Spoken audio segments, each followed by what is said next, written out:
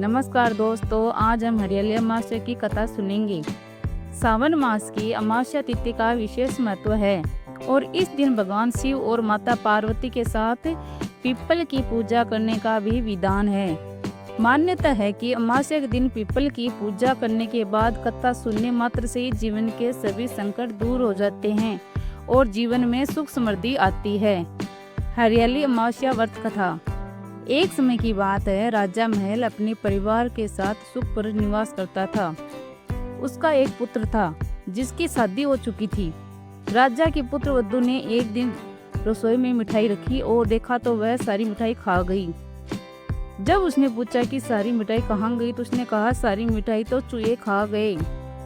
पुत्र वधू की आवाज चूहों ने सुन ली और वे इस गलत आरोप पर सुनकर अत्यंत क्रोधित हुए। इसके बाद उन्होंने राजा की बहू को सबक सिखाने का निश्चय कर लिया।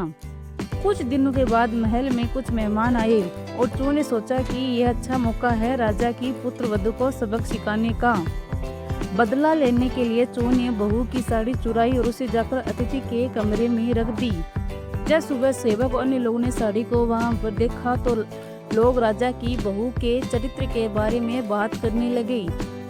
यह बात जंगल में आग की तरह पूरे गांव में फैल गई। जब यह बात राजा के कानों तक पहुंची तो उसने अपनी पुत्र वधू के चरित्र पर शक करते हुए उसे महल से निकाल दिया।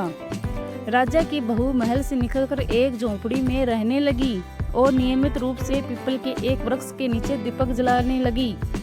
इसके साथ वह पूजा करके गुड़ धनी का भोग लगाकर लोगों में प्रसाद वितरित करने लगी।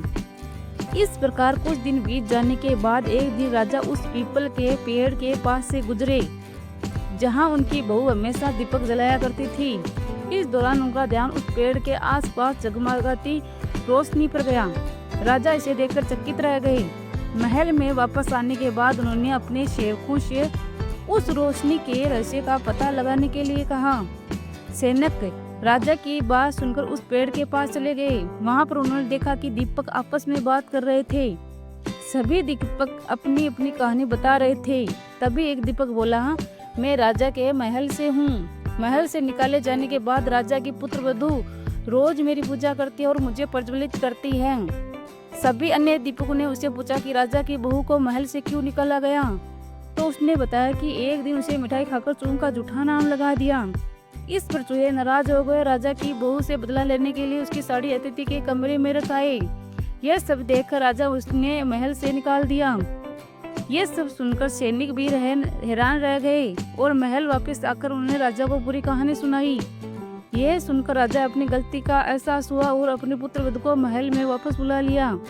इस प्रकार पीपल के पेड़ की नियमित पूजा करने का फल राजा की बहू को मिला और वह अपना जीवन आराम से व्यतीत करने लगी। बोलो भगवान भोलेनाथ की जय, माता पार्वती की जय।